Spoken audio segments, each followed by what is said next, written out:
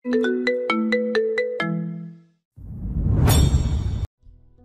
আঙ্কেলের সাথে একটা রুমে গিয়ে বসলাম। খুব ক্লান্ত লাগছে, তবে এই বাড়িতে এসে অদ্ভুত একটা অনুভূতি হচ্ছে। মনটা যেন জুড়িয়ে যাচ্ছে। সারা রাস্তা ক্লান্ত, সেজন্য এমন অনুভূতি। আমি ফ্রেশ হয়ে শুয়ে একটা ঘুম দিলাম। বেশ ভালোভাবেই ঘুম হলো। আমার ঘুম ভেঙে গেল দুপুরবেলায়। আন্টি এসে ডাক দিল। আমি উঠে গিয়ে আন্টির পিছু পিছু গিয়ে টেবিলে বসলাম। চুপচাপ বসে আছি। খুব নার্ভাস লাগছে। যদি এখানেও কেউ অপমান করেন তাহলে খুব কষ্ট হবে হয়তো। আমি চুপ করে বসে আছি। এটা দেখে আন্টি আমার পাশে বসলো। বসে আমাকে প্লেট দিয়ে প্লেটে খাবার তুলে দিল। আর ঐশী সেটা দেখে অনেক রেগে গেল। আমো, আমারও তো ক্ষুধা লাগছে। তুমি আমাকে খাবার না দিয়ে ওই ছেলেটাকে খাবার দিচ্ছ। আমি তোমার মেয়ে, আর একটা রাস্তার ছেলের জন্য তোমার মেয়ের উপর থেকে ভালোবাসা উঠে যাচ্ছে। ঐশী, তোমার থেকে এটা আশা করিনি, ভাবতেও পারিনি তুমি আমার মেয়ে হয়ে এমন করবে। আম্মু আমি নিচ্ছি, আপনি গিয়ে মেম সাহেবকে খেতে দিন, ওনার পাশে গিয়ে বসুন। ঐশী, একদিন তুমি পস্তাতে, কিন্তু সেদিন কোনো পথ থাকবে না। ধুর, খেতে বসে এত ঝামেলা, খাবই না। ঐশী রাগ করে উঠে চলে গেল। আমি ঐশীকে ডাকলাম, মেম সাহেব আপনি বসুন, আমি উঠে যাচ্ছি। যার ক্ষুধা লাগবে সে খাবে। তোমার ক্ষুধা লাগছে, খেয়ে নাও। এত পথ কষ্ট করে এসেছি, না খেয়ে থাকবে নাকি? আপনি ওনার প্লেট দিন, আমি গিয়ে দিয়ে আসছি। উনি রুমে বসে খেয়ে নিক। না থাক। না খেলে শরীর খারাপ করবে, দিন তো। ওনারা নিষেধ করলো, তবু আমি প্লেটে খাবার নিয়ে ঐশী রুমে গেলাম। গিয়ে দেখি ঐশী বালিশ আঁকড়ে ধরে কান্না করছে। আমার কারণে ওনার চোখের পানি বের হয়েছে। মেম সাহেব খেয়ে নিন। গরু মেরে জুতা দান করতে আসছিস? দূর হয়ে যা, আমি তোকে সহ্য করতে পারছি না। খেয়ে নিন, না হলে শরীর খারাপ করবে। রাগ তো আমার উপর, তো খাবার কি দোষ করলো? প্লিজ মেম সাহেব খেয়ে নিন। যা, না হলে মায়ের খাবি কিন্তু। খাপ্পড় দেন তবুও খেয়ে নিন, না খেলে শরীর খারাপ করবে। দেখ, শেষবারের মতো বলছি, বিরক্ত করিস না, যা এখান থেকে। কিন্তু আমি না শুনে ওনার পাশে গিয়ে বসলাম। ওনার গায়ে হাত দিয়ে বসিয়ে দিতে যাব, অমনি ঐশী উঠে বসে আমার গায়ে এক হালি থাপ্পড় বসিয়ে দিল। আর খাবারের থালা ফ্লোরে ছুঁড়ে ফেলে দিল। কুত্তার বাচ্চা, তোকে বললাম না চলে যেতে? তা না করে পাশে বসে পিরিত দেখাচ্ছস। দূর হয়ে যা। এজন্যই বলে কারোর ভালো করতে নেই। আমি ফ্লোরে পড়ে থাকা খাবারগুলো তুলে পরিষ্কার করে চলে গেলাম বাইরে। বলছিলাম না যেতে? আম্মু আপনি একবার বললে খেয়ে নেবে। আপনি একবার খেতে ডাকুন, না করতে থাকলে শরীর খারাপ করবে তো। ক্ষুধা লাগলে এমনিতেই খেয়ে নেবে। যাও, গিয়ে খেয়ে নাও। না আম্মু, আমার ক্ষুধা মিটে গেছে, আর খেতে ইচ্ছে করছে না। আমি একটু বাইরে দেখে গেলাম, দেখে আসি। তখন নানু আসলো। তুমি আরফান? হ্যাঁ নানু। হ্যাঁ, অমন করে নানু বলেই ডাকো। আচ্ছা, তুমি কোথায় যাচ্ছ? ব্যস্ত আছো নাকি? না নানু, আমি ব্যস্ত নেই। আচ্ছা, একটু এই স্টেশনে যাও। তোমার আরেক খালা আমু আসছে খুলনা থেকে, একটু নিয়ে এসো। আচ্ছা যাচ্ছি, কিন্তু আমি তো চিনতে পারবো না ওনাকে। সমস্যা নেই, আমি তোমার সাথে আরও একজনকে দিচ্ছি। এই খুশি, খুশি, যা তো, তোমার খালা আমুকে খুলনা থেকে আসছে, গিয়ে নিয়ে এসো। তখন দেখলাম রুম থেকে একজন বের হলো। এ তো ঐশীর মতোই সুন্দরী, তবে সামান্য খাটো, কিন্তু তাতে করে ও সৌন্দর্য বাড়িয়ে দিয়েছে। জানি না এর ব্যবহার কেমন হয়। কি হয়েছে বুড়ি? যাও তো আরফানের সাথে, ওর নাম আরফান, তোমার ছোট ফুফুর ছেলে। যাও, ভাইয়ের সাথে গিয়ে বড় ফুফুকে নিয়ে এসো। আচ্ছা ঠিক আছে, চলুন ভাইয়া। হ্যাঁ চলুন। তারপর গিয়ে গাড়িতে বসলাম। বাহ, উনি নিজেই ড্রাইভ করছেন। আমি চুপ করে বসে রইলাম, কোনো কথাই বলছি না। ভাইয়া, নার্ভাস লাগছে নাকি? শীতেও ঘামছেন? না আসলে একটু একটু তো লাগছেই। আপনি কি করেন? লেখাপড়া করি। আমিও। আপনার কথা ছোট পুবির কাছে অনেক শুনেছি। আমি কিন্তু পালিত। এমন করে বলতে নেই, আপনি তো মানুষ, এটাই আপনার আসল পরিচয়। বাহ, বেশ দারুণ করে কথা বলেন তো। আমি আপনার থেকে বয়সে ছোট হব, সেই জন্য যদি তুমি করে বলেন তো খুব খুশি হতাম। তুমি তো খুশি, তাতে আবার কিভাবে খুশি রবেন? আর কতক্ষণ লাগবে? আর 5 মিনিট। ঠিক আছে। আমরা কিন্তু বন্ধু আজকের থেকে, ঠিক আছে তো? ঠিক আছে? ভাইয়া, ভাবি কি করেন? তা তো জানি না, তবে সম্ভবত লেখাপড়া করবে। বুঝেছি, এখনো নকআউট। হুম। আমরা কথা বলতে বলতে পৌঁছে গেছি স্টেশনে। আর এই আধ ঘন্টা খুশির সাথে কথা বলে যেটা বুঝতে পারলাম, খুশি খুব ভালো মিশুক প্রকৃতির একটা মেয়ে। খুশি, তোমার ফুপুমা কই? কই কই কই কই কই ওই তো। তখন দেখি একজন চশমা পরা ভদ্র মহিলা একটা গাড়ি থেকে নামছে, সাথে আরেকটা মেয়ে, তবে খুশির থেকে ছোট্ট। ওই মহিলাকে দেখেই কেমন একটা মনে হচ্ছে উনি আপন কেউ। ওনার দিকে তাকিয়ে থাকতে ইচ্ছে করছে, আর একভাবে হা করে ওনার দিকে তাকিয়ে আছি। বাইরের ধ্যান কিছুই নেই। খুশি গিয়ে ওনাকে দৌড়ে জড়িয়ে ধরলেন, তারপর ওনাকে নিয়ে আমার দিকে আসলেন। ভাইয়া ভাই ভাই চলো। খুশির কথায় আমার হুঁশ আসলো। কে ছেলে? ছোট পুপির ছেলে। হো, তোমার নাম আরফান? আপনি আমাকে চেনেন নাকি? হ্যাঁ, শাহনাজ বলেছিল তোমার কথা। চলো। আমি ওনার ব্যাগ নিয়ে গাড়িতে তুললাম, তারপর ওনাদের সামনে সিটে বসিয়ে দিয়ে আমি পেছনে গিয়ে বসলাম। আমি অন্যদিকে তাকাতে পারছিলাম না, বারবার ওনার দিকে তাকাচ্ছি। কেমন যেন একটা মায়া কাজ করছে। উনিও আমার দিকে বেশ কয়েকবার তাকিয়েছিলেন, তারপর আর না। এভাবে বাসায় পৌঁছে গেলাম। আমি সবার আগে নেমে ওনাকে গাড়ি থেকে নামতে সাহায্য করলাম। উনি আসছে দেখে সবাই বাইরে আসলেন। সবাই ওনাকে একটা অন্যরকম কদর করছেন। আমি ব্যাগগুলো নিয়ে বাসার ভেতরে চলে গেলাম, তবে খুশি আমাকে সাহায্য করলো। আম্মু, ওনাকে কি বলে রাখবো? আলাম্মু বলিস। তবে হ্যাঁ, ওনাকে রাগান্বিত করিস না, অনেক রাগী কিন্তু উনি। সবাই অনেক ভয় পায় ওনাকে। আর আচ্ছা ঠিক আছে। খালাম্মু, আপনি অনেক দূর থেকে আসছেন, আপনার জন্য শরবত নিয়ে আসবো? আমি কি বলেছি আনতে? না, ঠান্ডা কিছু খেলে আরাম পেতেন তাই বললাম। বেশি কথা বলিস যে তুই। যা, তোর কাজ কর গিয়ে।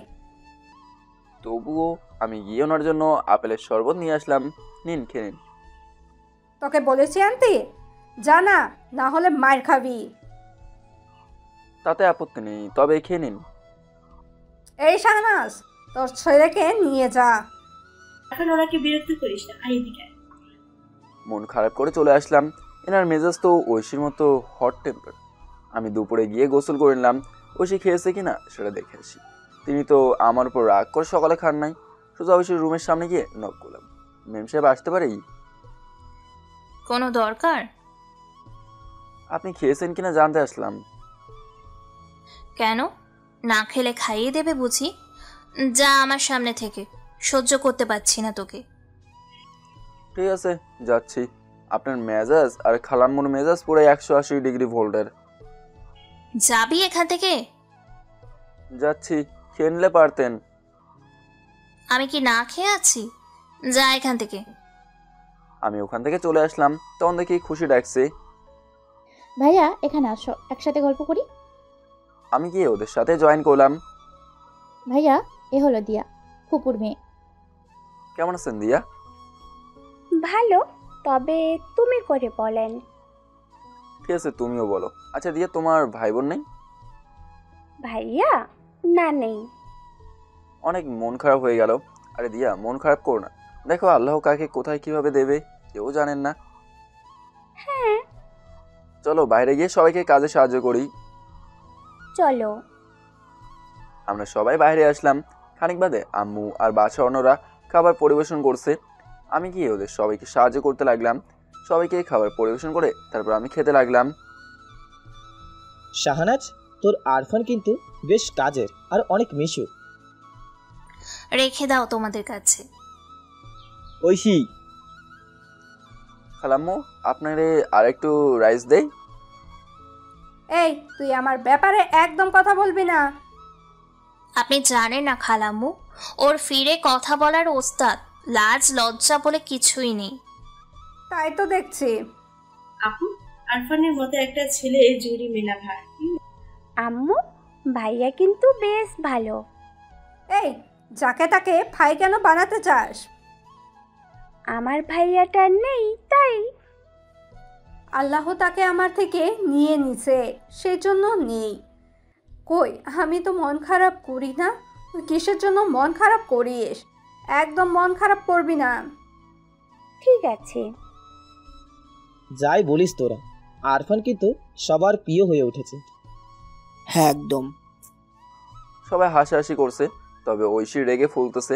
আমরা কেউ ভালো বললে ঐশীর গায়ে ফোসকা পড়ে। খাওয়া দাওয়া শেষ করে সবাই এক জায়গায় বসে বসে গল্প করছে।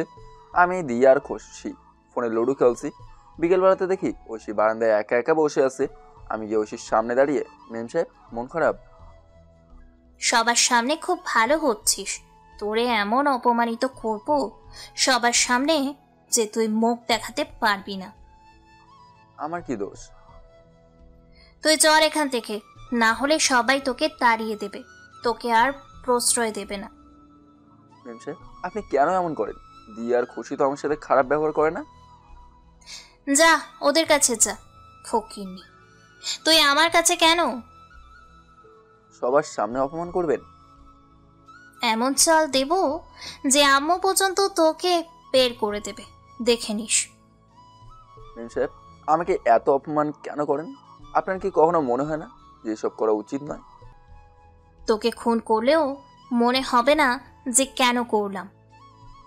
মেম সাহেব আপনার একটু ভালো ব্যবহার আশা করি, কখনোই কি তা হবে না? দূর হয়ে যাবি তুই। যাচ্ছি। এমন একটা প্যাচ দেব তখন বুঝবি সবার সামনে ফেমাস হিরো হচ্ছিস। একদম চিরো বানিয়ে দেব, যেটা তোর পাওনা। ঐশী আরো কিছু অপমান করে চলে গেল। কেউ আমার প্রশংসা করুক সেটা ঐশী চায় না। ঐশী চায় সবাই আমাকে অবহেলা করুক। আল্লাহ যদি আমার দিকে মুখ তুলে চায় তবে সেদিন ঐশীকে বোঝানো কষ্ট কাকে বলে, কিন্তু হয়তো পারবো না। আমি বারান্দায় মন খারাপ করে বসে আছি, তখন দিয়া আর খুশি আসলো। ভাইয়া আপনার মন খারাপ নাকি? হুম। কই না, আসো বসো। ভাইয়া একটা কথা জিজ্ঞেস করব? কি কথা? ঐশী আপু কি বাসায় সবসময় আপনার সাথে এমন ব্যবহার করেন? না, উনি খুব ভালো। রেগে গেলে মাঝে মধ্যে করেন, কিন্তু সাথে সাথে সরিও বলেন। আচ্ছা বাদ দাও তো, চলো লুডো খেলি। চলো। ওদের সাথে আড্ডা দিতে দিতে সন্ধ্যা হয়ে গেছে। তখন দেখি খালাম্মু চিৎকার করছে। আমরা ওনার চিৎকার শুনে দৌড়ে ওইখানে গেলাম। গিয়ে দেখি উনি। আমার রুমে কে এসেছিল? আমার এই ক্ষতি কে করলো? কি হয়েছে আপু? আমার স্বর্ণের হার খুঁজে পাচ্ছি না, 2 ভরি ওজনের হার কোথায় গেল? কি বলছেন? এত দামি জিনিস সাবধান করে রাখতে পারেন না? খালামু, হারটা তুমি লাস্ট কখন দেখেছো? দুপুরে খেয়ে তাই খুলে রেখে দিয়েছিলাম, আর এখন আর পাচ্ছি না। দুপুরের পর থেকে বাসায় কোনো লোক প্রবেশ করে নাই। আর বাসার মধ্যে কার লোভ নেই? সবার আছে। তবে তবে কি? একজন আছে যার অভ্যাস আছে ছোট থেকে। যাই হোক। কি বলছিস ঐশী? তুই মজা করছিস? আচ্ছা, সবার ঘর খুঁজে দেখি, দেখা যাক পাওয়া যায় কিনা। চোর হয়তো মাল বাহিরে পাচার করতে পারে নাই। হায় হায় হায় হায় হায়, এত দামি জিনিসটা কোথায় গেল? নানু, একদম চিন্তা করো না, সবার রুমে খোঁজা হোক, দেখবে পেয়ে যাবে। তাহলে তাড়াতাড়ি খুঁজি, চলুন। কার রুমে খুঁজবে আগে? আমি বলি কি, আগে আরফানের রুম খুঁজি। আরফানের তো মুখের কাছে রুম, খোঁজার পর আরফানের টেনশন কেটে যাবে। ঠিক আছে, আগে আমার রুমে খুঁজে দেখি, চলুন সবাই। আমি সবাইকে নিয়ে আমার রুমে আসলাম। তোর বেশি লাফালাফি করতে হবে না, তুই দাঁড়া। দিয়া, খুব ভালোভাবে দেখ তো। আমার কোনো চিন্তা নেই, আমি জানি আমি ইনোসেন্ট, সবাই খুঁজতেছে।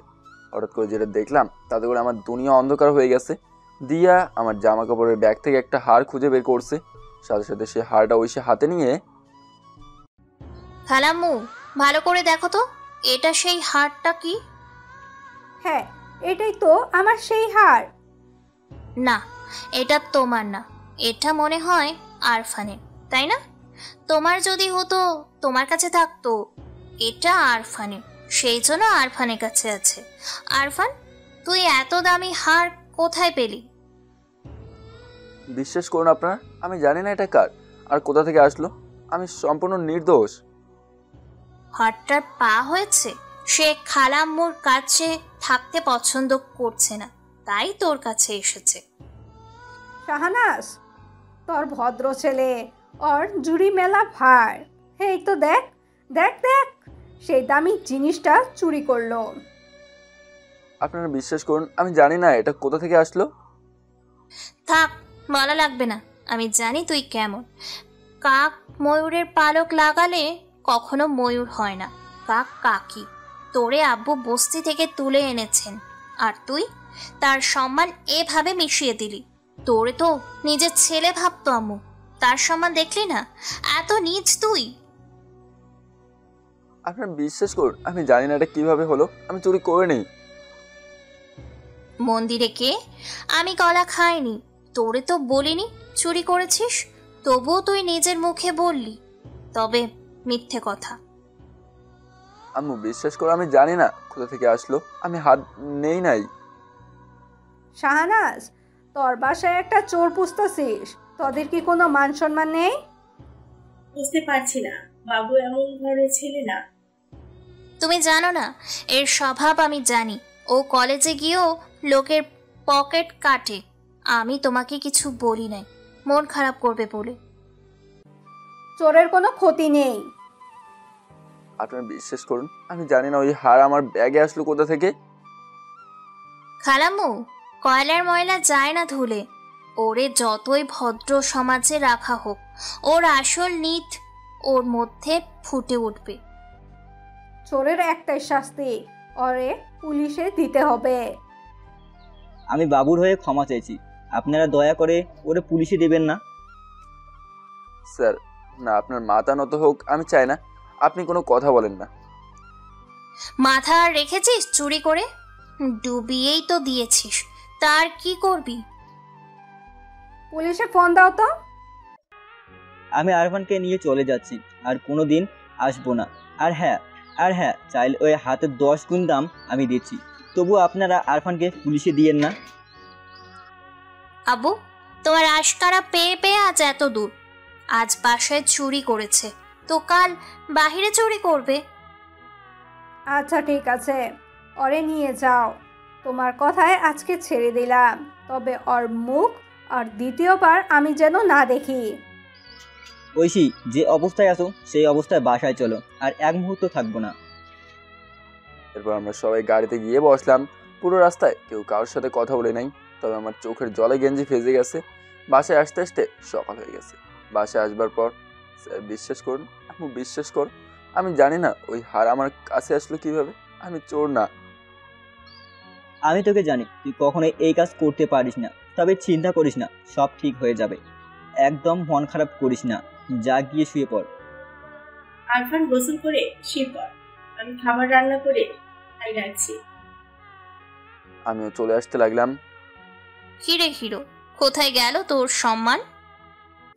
আমি জানি এর পেছনে আপনি আছেন। আমি না, আমার হাত। কেমন দিলাম বল? সবার সামনে মিডিল স্টামে বোল্ট। কেন করলেন আপনি? এত অপমান করেন তবু আপনার শান্তি হয় না? আমাকে চোর অপবাদ দিলেন, সবার সামনে আমাকে ছোট করলেন। তুই কোন এমন মহান ব্যক্তি যে তোকে মাথায় করে রাখতে হবে? চলে যা, তা না হলে এমন হবে।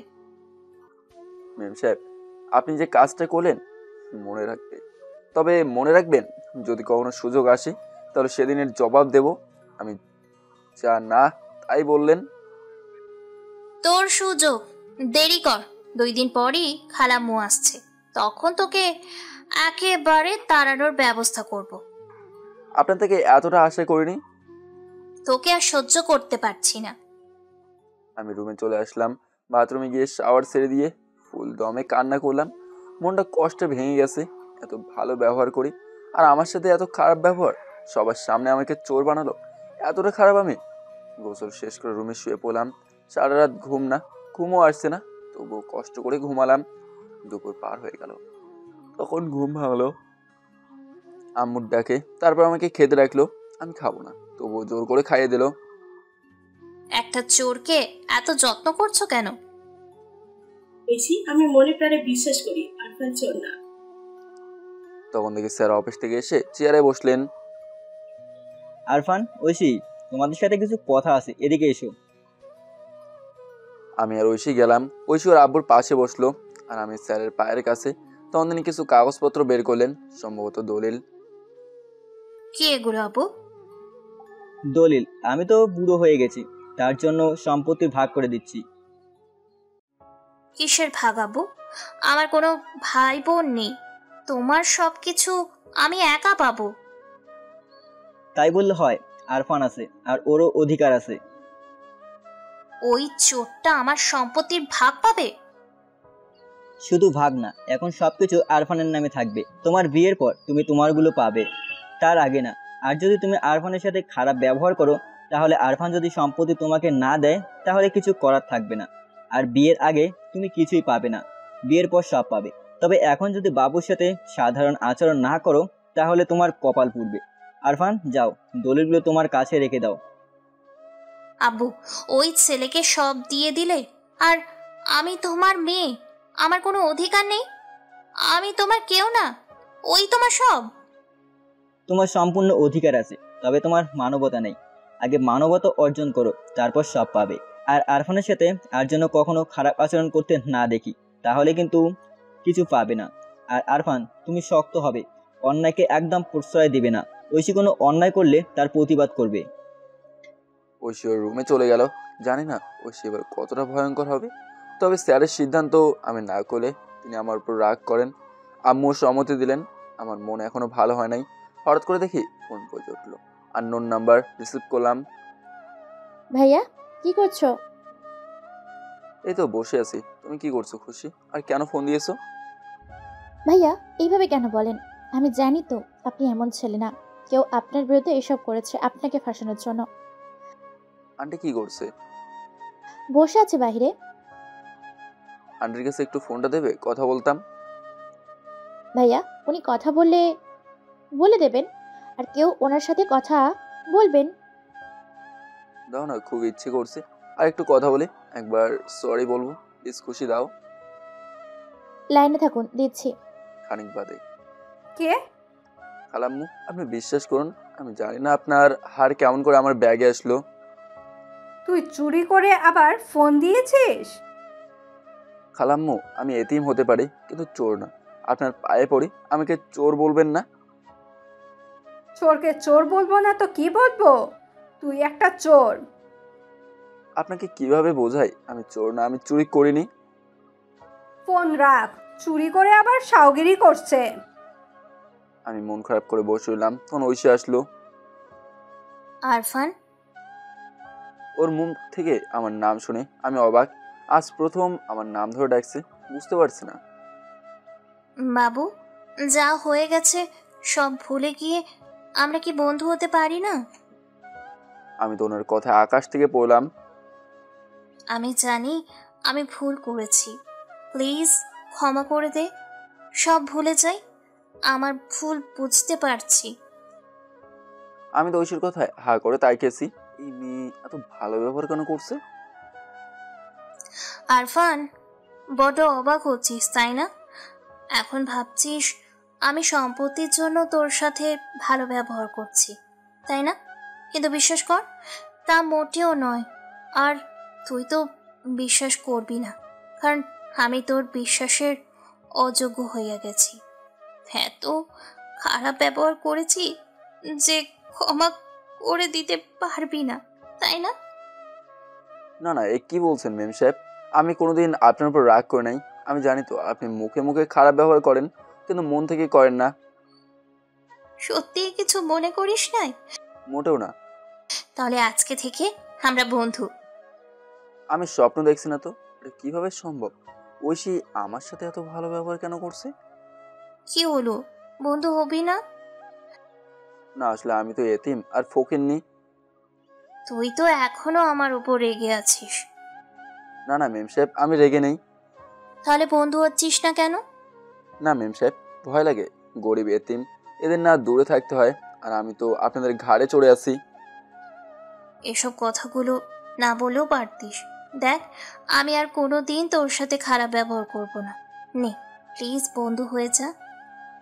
আর রাগ করে থাকতে পারলাম না। আমি নিজ হাত বাড়িয়ে দিলাম, বন্ধুত্বের হাত। আল্লাহ হয়তো মেম সাহেবকে হেদায়েত দান করছে। ঠিক আছে, চল বাইরে গিয়ে বসি। একা একা তো রুমে সারাদিন থাকিস। ঐশী আমার হাত ধরে একরকম টেনে বাইরে নিয়ে আসলো। ঐশী আমার হাত ধরে রাখছে। এটা দেখে আন্টি আর আঙ্কেল দুজন হাঁ করে তাইকে আছে, যেন ভূত দেখছে। কি দেখো হাঁ করে? গালে মাছি যাবে তো। না, তুই আর আরফান একসাথে, তাও তুই আরফানের হাত ধরে রাখছিস। তুমি কি স্বপ্ন দেখছে? না আম্মু, তুমি জেগেই আছো, আর এটাই বাস্তব। আমি আর বাবু বন্ধু হয়ে গেছি। আজকের পর থেকে আমরা আর ঝগড়া করবই না, তুমি দেখে নিও। বলেছিলাম না আরফান ঐশীর রাগ একদিন ভাঙাবে। দেখলি তো ঐশী, আজ তোর কত ভালো বন্ধু হয়ে গেল। ঐশী আর যেন ঝগড়া করো না, এবার থেকে মিলেমিশে থাকবে, দেখবে দুজনে হ্যাপি ফিল করবে। তাই হবে আব্বু, আর একদম ঝগড়া করব না, আজ থেকে ভালো বন্ধু হয়ে থাকবো। আরফান তুই থাক, আমি একটু বাহিরে থেকে আসছি, এক্ষুনি আসবো, এসেই গল্প করব দুজনে। আচ্ছা ঠিক আছে। ঐশী কি দরকারে বাইরে গেল, আর আমি এসে আমার রুমে বসলাম। ঐশী এমন পরিবর্তন বেশ অদ্ভুত ব্যাপার লাগছে। তবে পরিবর্তন তো হতেও পারে, মানুষ তো সবসময় একরকম থাকে না। আর আজকে খুব ভালো লাগছে ঐশীর পরিবর্তন দেখে। আলো আমার দিকে মুখ তুলে চাইছেন, আমার আর কষ্ট হবে না। আমি এবার থেকে ঐশীর ভালো ব্যবহার পাবো। খুশিতে মন আত্মহারা হয়ে ওঠে। রাত হয়ে গেছে, তখন ঐশী বাসায় আসলো। এসে আরফান আরফান বলে ডাকাডাকি শুরু করে দিচ্ছে। আমি ঐশীর ডাক শুনে বাইরে গেলাম। আরফান, এই দেখ তোর জন্য কি নিয়ে এসেছি। কই, কি এনেছেন? তোর জন্য শীতের লেদার এনেছি, তোর গায়ে খুব মানাবে, এটা তোর। এত দামি লেদার আমার জন্য? দামে কি আসে চাই, এটা তোর, আমার বন্ধুর জন্য, আর আমার তরফ থেকে প্রথম দেওয়া। ভালো না হলে চলবে? তোর পছন্দ হয়েছে? অনেক, খুব পছন্দ হয়েছে। অনেক দিন পরে তোকে হাসি খুশি দেখছি। তখন আম্মু আর আব্বু আসলো। ঐশীর দেওয়া গিফট দেখে তারা দুজন আমার থেকে বেশি খুশি হয়েছে। আমু খেতে দাও, ক্ষুধা লাগছে, আজ আমরা একসাথে সবাই মজা করে খাবো। দিচ্ছি, এক্ষুনি দিচ্ছি, তোরা সবাই বস চেয়ারে। ঐশী গিয়ে চেয়ারে বসলো, কিন্তু আমি দাঁড়িয়ে আছি। সেটা দেখে ঐশী, আরফান দাঁড়িয়ে আছিস কেন? আপনার সাথে বসে খেলে আপনার অসম্মান করা হবে। কথাটা শোনার সাথে সাথে ঐশী কেমন করুণ ভাবে তাকালো। আরফান, আমি আর কতবার ক্ষমা চাইলে এই সব কথা বলবি না। সিসি, আপনি কেন ক্ষমা চাইবেন? এতিমের কাছে কি কেউ ক্ষমা চায়? কথাটা বলার সাথে সাথে ঐশী আমার দিকে কেমন একটা করুণ ভাবে তাকালো। তারপর উঠে চলে গেল, সোজা ওর রুমের দিকে চলে গেল। আরফান, ঐশী ওর ভুল বুঝতে পেরেছে। তোর কথায় ঐশী অনেক কষ্ট পেয়েছে। আমার মেয়েটাকে কষ্ট দিস না, অতীতের সব ভুলে যা। স্যার, আমি মোটেও রাগ করতাম না, আর এখনও করি না। কিন্তু স্যার, যে অভ্যাস তৈরি হয়েছে তা তো হঠাৎ করে পরিবর্তন হয় না। তবে আস্তে আস্তে সব ঠিক হয়ে যাবে। জানিস আরফান, আমার খুব ইচ্ছে তোরা দুজন একসাথে মিলেমিশে থাকবি। কিন্তু ঐশী তোর সাথে অনেক বাজে ব্যবহার করতো, কিন্তু এখন তো আর বাজে ব্যবহার করছে না। তুই আরও একসাথে থাক, আমাদের খুব ভালো লাগবে। আসলেই ঐশী তো নিজের ভুল বুঝতে পারছে, তাতেই অনেক। আমি আর দেরি না করে ঐশীর রুমে গেলাম। গিয়ে দেখি ঐশী খাটে চুপ করে বসে আছে, মন খারাপ করে। তাই যে মেয়েটা রেগে থাকতো তার মন খারাপ, নিশ্চয়ই তার অনেক মন খারাপ। মেম সাহেব, খাবেন না? না, যা এখান থেকে, আমি তো তোকে কষ্ট দিই, তো কেন আসছিস সেখানে? চলে যা, না হলে যদি আবার কষ্ট দিই। মেম সাহেব, আমি কষ্ট সহ্য করতে পারি, কিন্তু আপনি পারেন না। চলুন খেয়ে নিন। তুই বুঝবি না, মানুষ পরিবর্তন হলে তাকে তার অতীত নিয়ে কথা বললে সে কতটা কষ্ট পায়। মেম সাহেব, আমি আর আর এমন কোনো কথা বলবো না যাতে করে আপনি কষ্ট পান। আর ওই কথাগুলো মুখ ফসকে বের হয়ে গেছে, আর কখনোই বলবো না। আরফান, আমি সত্যিই তোর সাথে বন্ধুত্ব করতে চাই। তো আমরা কি শত্রু? আমরা তো বন্ধুই। তাহলে আজ থেকে আর ঝগড়া করব না। বকবেন না? না, তাহলে আমি তো আপনার বকাঝকাগুলো মিস করবো অনেক। আমি অনেক বাজে কথা বলতাম, তাই না? সবার সামনে খুব অপমান করতাম। এবার তো আপনিই ওসব কথা বলছেন। সব কথা বাদ দিয়ে চলুন খেয়ে নিন। আমার না হেব্বি ক্ষুধা লাগছে। চল। আমরা দুজনে খেতে চলে আসলাম। সেটা স্যার দেখে, রাগ ভাঙলে তাহলে অবশেষে? আমো কথা না বলে খেতে দাও, আমো কথা না বলে খেতে দাও তো, তাড়াতাড়ি, বাবুর খুব ক্ষুধা লাগছে। নিজের খিদে লাগছে তা না বলে বলছে বিয়ের প্লেটে ভাত দাও। মামু, আমার প্লেটে ভাত দাও। এতদিন পর আজকে আমাদের পরিবারটাকে পূর্ণ লাগছে। সবার মুখে কত হাসি। আমার জন্য অপূর্ণ ছিল। না না, পরিবার কখনো অপূর্ণ থাকে না, শুধু ধরন পাল্টে গেছে। আজ বোধহয় প্রথম একসাথে বসে খাবার খাচ্ছি, তাই না? খুব ভালো লাগছে। মেম সাহেব? আমি ম্যাম সাহেব না, আমার নাম বর্ষা। তাই কি? আমি আপনাকে আপনি করে বলবো আর মেম সাহেবই বলবো, আর আপনি তুই করে বলেন, এগুলো আমার খুব ভালো লাগে। আচ্ছা, তাই হবে। তখন ঐশীর ফোনটা বেজে উঠলো। আমু, তোমার বড় বোন ফোন দিচ্ছে। স্পিকারে দে। ঐশী ফোনের লাউড স্পিকার দিয়ে ফোন রিসিভ করলো। ফোনের পাশ থেকে বড় খালাম্মা বলছে, শাহানাজ, কেমন আছিস? ভালো আছি, তুমি কেমন আছো আপু? ভালো। শোন, তোদের তো এখন হাতে কাজ নেই, আর আমরা আগামীকাল খুলনায় বাসায় উঠছি। তুই যদি আসিস তাহলে ভালো লাগতো। একা একা তো কেমন লাগছে, আসবি? আচ্ছা, আমি ঐশীর আব্বুর কাছে শুনে দেখি। ফোনের লাউড স্পিকার দেওয়া ছিল। ঐশী শুনতে পেয়ে সাথে সাথে বলে উঠলো, আম্মু, শোনাশুনির কিছু নেই, তুমি যাবে। খালাম্মু ওখানে নতুন জায়গায় আছে, ওনার সাথে থাকলে ওনার ভালো লাগবে। তুমি চলে যাবে, আর সাথে আব্বুও যাবে। আমি কেন, তোরা যা। না আব্বু, আমাদের সামনে পরীক্ষা, আমি আর বাবু যাব না, তোমরা যাও। গেলে খালাম্মা খুশি হবে। না, তোরাও চল। আমরা না হয় 2 দিন পরে যাব, আগামীকাল তোমরা যাও। আচ্ছা চলো না, গিয়ে ঘুরে আসি। আপু তো আমাদের কাছে এসে ফ্ল্যাট নিয়ে গিয়ে দেখেও আসে। আচ্ছা ঠিক আছে, যা ভালো বোঝো তা করো। তাহলে কাল সকালে বের হবে। আরফান, তুই যাবি নাকি?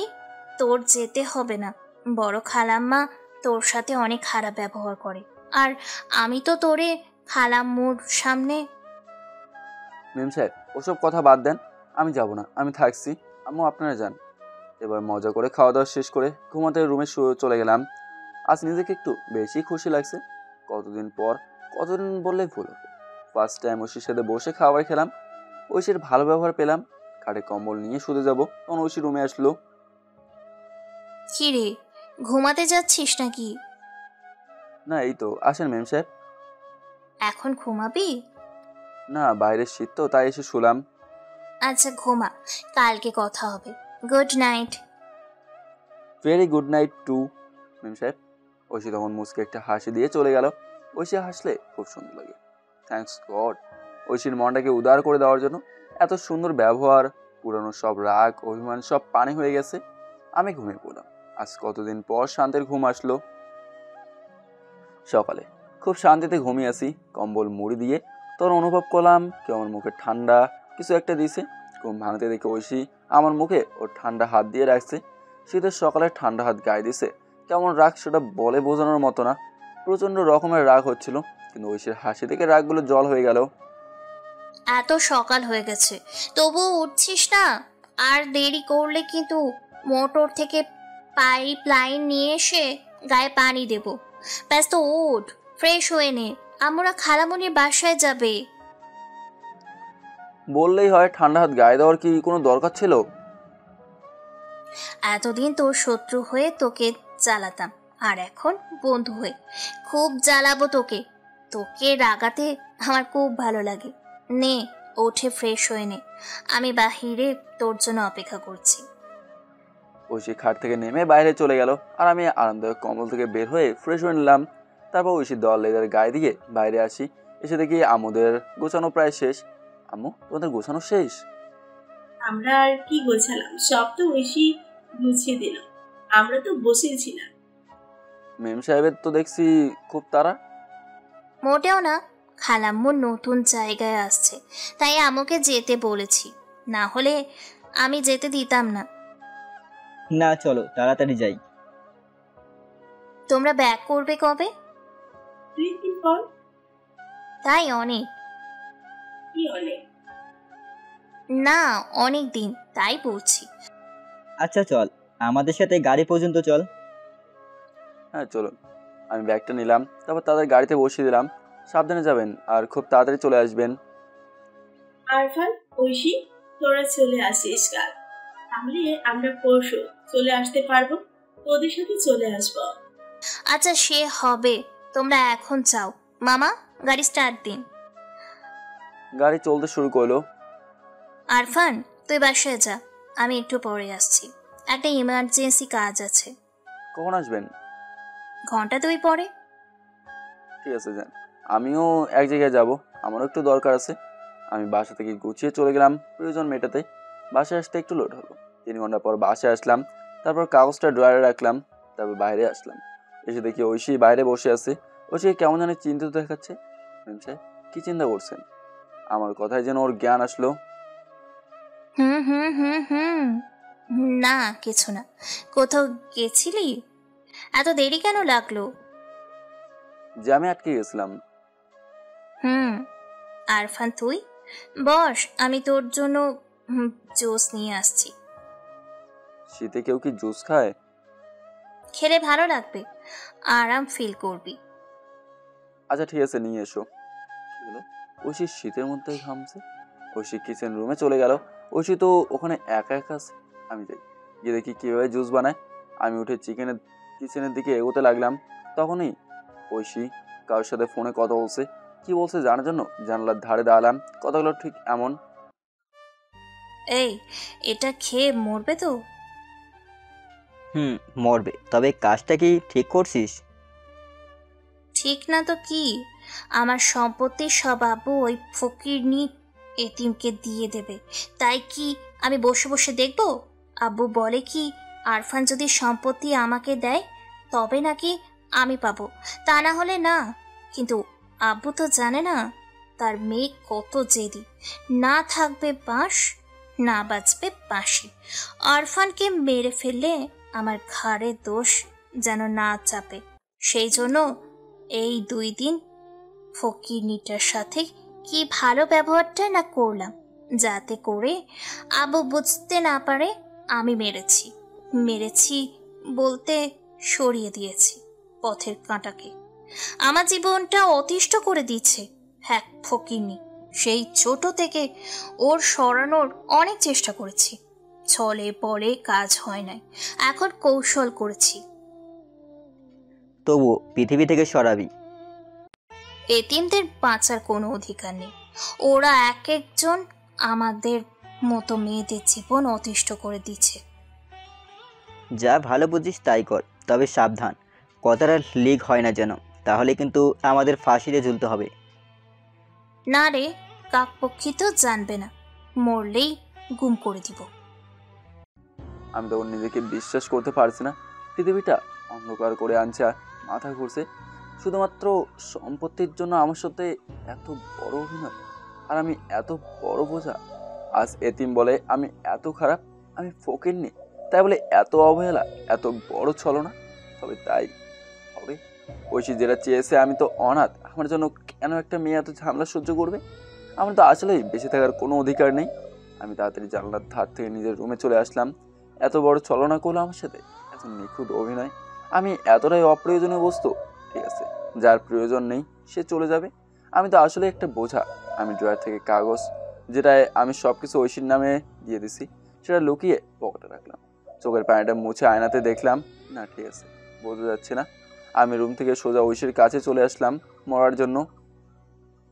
কই গেছিলি আরফান? রুমে। নে, জুসটা খেয়ে নে। কই দেন মেম সাহেব। ঐশী গ্লাসটা এগিয়ে দিল। আমি দেরি না খেয়ে জুস নামক বিষটা একেবারে খেয়ে নিলাম। ঐশী হয়তো অপেক্ষা করছে কখন মরবো। আমি এবার দলিলটা বের করে ঐশীর হাতে দিলাম। কি এটা? দলিল? কিসের দলিল? কেন জানেন না মেম সাহেব? এটা আপনার সম্পত্তির দলিল, যার জন্য আমাকে মেরে ফেলছেন। কি কি কি কি কি বলছিস তুই? মেম সাহেব আমি করি, তবে লোভী না। বিষটা যদি আজ না খেয়ে ছোটবেলায় খাইয়ে দিতেন, তাহলে আমাকে আর এত কষ্ট পেতে হতো না, আর আপনাকেও এত ঝামেলা সহ্য করতে হতো না। তুই জানিস? মেম সাহেব মরার আগে কয়েকটা কথা বলে শোনেন। আমি আপনার শত্রু ছিলাম না, আমি ছোট থেকে এতিম তো, তাই একটু ভালোবাসা খুঁজেছি, আর খুঁজতে খুঁজতে আপনার বোঝা হয়ে গেছি। আমার না সম্পত্তির উপর লোভ নেই, লোভ ভালোবাসার উপর। তুই জানতিস তবুও কেন খেলি? মেম সাহেব, পারছি না বোঝা হয়ে থাকতে, বিষাক্ত হয়ে গেছি। আর হয়তো কিছু সময় থাকছি, তারপর আরফান নামে কেউ থাকবে না, আর আপনার বোঝা হয়ে থাকবে না। আব্বু আম্মুর খেয়াল রাখবেন। আর হ্যাঁ, একটু মনে রাখেন, আরফান নামে কেউ ছিল যে খুব বিরক্ত করতো আপনাকে। আর হ্যাঁ, আপনার কাজে অনেক খুশি হয়েছি, একটুও রাগ করিনি। ধন্যবাদ মুক্তি দেওয়ার জন্য। তুই জেনেও কেন করলি, কেন খেলি? আর কথা বলতে পারছি না, গলার শ্বাস নিলে বন্ধ হয়ে আসছে, চোখে সব কিছু অন্ধকার দেখি, মুখ দিয়ে ফেনা পড়ছে। ঝাপসার উপর দিয়ে দেখলাম ঐশী যেন কান্না করছে, না হয়তো ভুল দেখছি। দম নিতে পারছি না, তখন খুব কষ্ট হচ্ছিল। তারপর আর কিছু মনে নেই, হয়তো শেষ হয়ে গেছে। আরফান নামের কেউ আর বিরক্ত করবে না ঐশীকে। আমার যখন জ্ঞান আসলো তখন দেখি একটা রুমে, মানে হসপিটালে, আমার পাশে আম্মু, আঙ্কেল, খুশি, দিয়া বসে আছে, আর সবার চোখে পানি। কথা বলতে পারছি না, গায়ে কোনো শক্তি নেই, যেন সদ্য জন্ম নেওয়া বাচ্চা। কথা বলতেও পারছি না। আমাকে হসপিটালে কে নিয়ে আসলো, সবাই কেন কান্না করছে, আর আমাকে কেন বাঁচালো? কেমন লাগছে তোর এখন? কথা বলতে পারছি না, ইশারা করে বোঝালাম ভালো। আমাকে কেন বাঁচালো, আর ঐশী কই? আমি ভাবতে পারছি না আমার কোন পাপের ফলই মেয়ে এত নিচে নামতে পারবে, আমি ভাবতেও পারছি না। আমি ওরে খুঁজে পাচ্ছি না। একবার পেলে আমি নিজ হাতে ওর গালে বিষ ছেড়ে দিব। ওর মতো মেয়ের বেঁচে থাকার কোনো অধিকার নেই। ও আমার সন্তান না, কুসন্তান। মেম সাহেবকে কিছু বলবেন না, তিনি কোথায়? কথা বলতে পারছি না, তবুও কষ্ট করে মুখ থেকে বের হলো, এত কিছু হলো তবুও ওর নামতে বলছিস? ওর নাম মুখে নিস না। জানি না কোথায় গেছে, যেখানেই যাই যাক, ওকে ফিরে পেয়েছি, এটাই অনেক। আমার আর কিছু চাই না। আমি একটু পানি খাবো। কথা বলার সাথে সাথে খুশি, ঐশীর মামাতো বোন, নানার বাড়িতে যার সাথে পরিচয় হয়েছিল, পানি খাইয়ে দিল। আমি ভাবতে পারছি না আমার মেয়ে এত বড় ছলনা করলো, সুন্দর অভিনয় করতে পারলো। আমি পানি খেয়ে একটু গায়ে বল পেলাম। আমাকে এখানে কে নিয়ে আসলো, আর কেন নিয়ে আসলো? ঐশী আপু তোমাকে নিয়ে আসে, তোমার আমাকে ফোন দিয়ে বলে, আর আমরা আসার আগে পালিয়ে যাই। আপুকে আর খুঁজেই পাচ্ছি না, আজ একদিন হয়ে গেল। একদিন?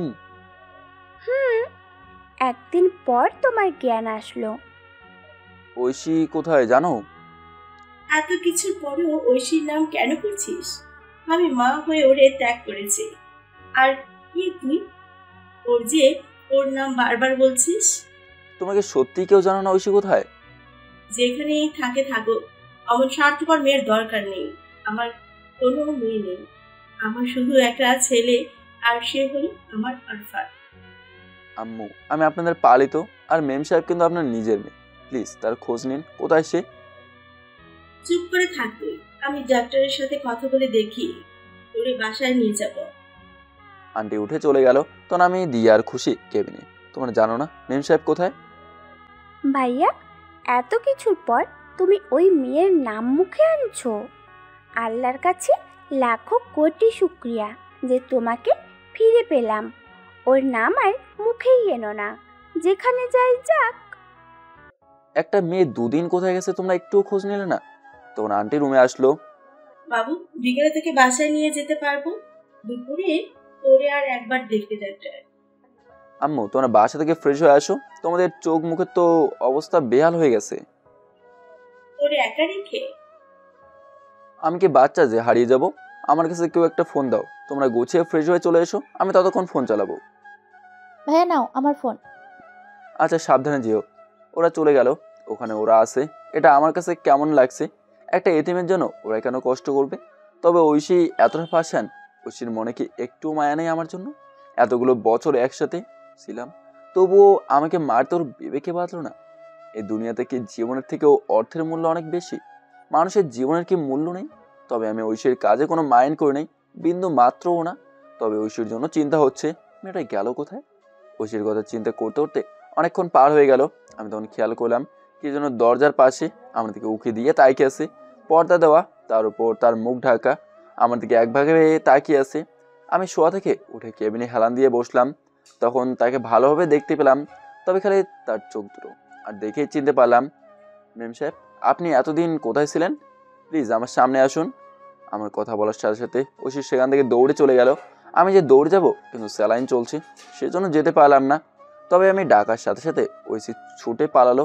আমি বেশ কয়েকবার ডাকলাম কিন্তু চলে গেল। তার মধ্যে আম্মুরা চলে আসলো। আসার সাথে সাথে আম্মু, ঐশী এসেছিল কি? ডাইনি এসেছিল তোকে মারবার জন্য? দরজার কাছে দাঁড়িয়েছিল, ডাকার সাথে সাথে দৌড়ে পালিয়ে গেছে। আমি জানি না ওই মেয়েটা আবার কি ক্ষতি করতে এসেছিল। তোরে এক্ষুনি বাসায় নিয়ে যাব, আর মোটেও তোকে একা রাখবো না। শকুনের নজর লেগেছে তোর উপর। আম্মুর সাথে সাথে চলে গেল মামার কাছে, মানে ডাক্তারের কাছে। খানিক পরে আমার হাত থেকে স্যালাইন খুলে দিল। তারপর সব ঝামেলা শেষ করে আমাকে বাসায় নিয়ে আসলো। আমাকে নিয়ে সোজা আমার রুমে চলে গেল। তারপর খাটে শুয়ে দিল। তারপর থেকে একটু সুস্থ। আমি চুপচাপ বসে আছি। আমার পাশে দিয়া আর খুশি বসে আছে। তোমরা দুজন আমার একটা হেল্প করবে? কি? ঐশী কোথায় আছে আমাকে বলবে, ওর খোঁজটা এনে দেবে। না, আন্টি জানলে খুব বকা দিবে। ঐশী আপুর সাথে আর কোনো সম্পর্ক নেই। মেয়েটা কোথায় আছে, খাইছে কিনা, ও আশেপাশে আছে? তুই এখনো ওর নাম করিস? আমি মা হয়ে ওরে ভুলে যেতে পারছি, আর তুই কেন পারছিস না? আপনি কিন্তু ভুল করছেন। একটা এতিম ছেলের জন্য নিজের মেয়েকে দূরে সরিয়ে দিচ্ছেন। আমরা কি তোর কেউ না? আমরা কি তোর আপন হয়ে উঠতে পারিনি? কেন বারবার নিজেকে এতিম এতিম বলছিস? না না আম্মু, তোমরাই আমার আপন। তোমরা ছাড়া আমার আর কে আছে? কিন্তু মেম সাহেবও আমার অনেক আপন। তার যে মিস করছি। ওই মেয়ে তো তোকে কিছু ভাবে না। তাতে কি, আমি তো তাকে আমার একজন ভালো বন্ধু ভাবি, অনেক কাছের বন্ধু। ওর কথা বাদ দে, তুই বিশ্রাম নিয়ে। আমি তোর জন্য খাবার বানাচ্ছি। আম্মু চলে গেলেন। খুব মিস করছি মেম সাহেবকে, তার রেগে কথা বলাটাকে খুব মিস করছি। কিন্তু তিনি কেন পালালেন, কিসের ভয়ে তিনি পালিয়ে বেড়াচ্ছেন? আমি চুপ করে বসে আছি। ক্লান্ত শরীর, চোখটা বুজে আসলো। বিকালে ঘুম ভাঙলো। তারপর আম্মু আমাকে খাই দিল। আমি আস্তে আস্তে বাইরে আসলাম। শরীরটা আগের থেকে বেশ ভালো, আর দুর্বল লাগছে না। আগে বাসায় থাকলে ঐশী এসে ঝগড়া করতো, গালাগালি করতো, মারতো পর্যন্ত। তখন হয়তো খারাপ লাগতো, কিন্তু এখন মিস করছি তাকে। মেম সাহেব কই গেলেন আপনি? এভাবে 2 দিন পার হয়ে গেল। এখন আমি বেশ সুস্থ। এই 2 দিনে আম্মু আর বন্ধুরও যা সেবা যত্ন করছে, তো আমি ভুলেই গেছি যে আমি এতিম। আমি বিকালে একটু বের হলাম জোর করে। আম্মু যেতে দেবে না। আমার বের হওয়ার মূল উদ্দেশ্য হচ্ছে ঐশীকে খোঁজা। আমি তাদের বাসার পালিত, আর আমার জন্য কেন সেই বাসার মালকিন বাসায় থাকবে না? ঐশীর নিশ্চয়ই আশেপাশে আছে, লুকিয়ে আছে, সামনে আসছে না। আচ্ছা, ঐশীর বেস্ট ফ্রেন্ড তো তিশা, ওর বাসায় নেই তো? একটু দেখে আসি। আমি গাড়ি ধরে সোজা চলে গেলাম তিশার বাসায়। ওর বাসায় গিয়ে কলিং বেল বাজালাম। খানিকক্ষণ পরে দরজা খুলে দিল তিশা। আমাকে দেখে যেন ভূত দেখছে। তুমি এখানে? তিশা, আমাকে প্লিজ হেল্প করেন। বলেন না তিশা বর্ষা কোথায়? জানি না তো। আমি জানি ঐশী আপনার বেস্ট ফ্রেন্ড। বলেন না ঐশী কোথায়? আমি জানি না। কেন খুঁজছেন ঐশীকে? আজ 1 সপ্তাহ হয়ে গেল তিনি বাসায় যায় না। তারা বাসায় নিয়ে যাব, প্লিজ বলুন তিনি কোথায়? জানি না, তুমি চলে যাও এখান থেকে। জানি না ঐশী কোথায়। আমি জানি আপনি মিথ্যা কথা বলছেন। যাবে নাকি অপমান করে বের করে দিব? আপনি সোজাসুজি বলবেন ঐশী কোথায়, নাকি আপনার নামে কিডন্যাপ কেস দেব? আপনি ঐশীকে লুকিয়ে রাখেন নাই তো? কথা শুনে তিশা একটু ঘাবড়ে গেল। আর একটু ভয় দেখালে বস বলে দেবে। আমি শেষবারের মতো বলছি, বলেন ঐশী কোথায়? বলবেন নাকি আইনের আওতায় নেব? বলছি, ঐশী আমার বাসায়। আমাকে নিয়ে চলুন ঐশীর কাছে। উপরের রুমে আছে। প্লিজ চলুন। আমি তিশার পিছু পিছু গেলাম। উপরে একটা রুমে নিয়ে গেল, দরজা ভেতর থেকে বন্ধ করা।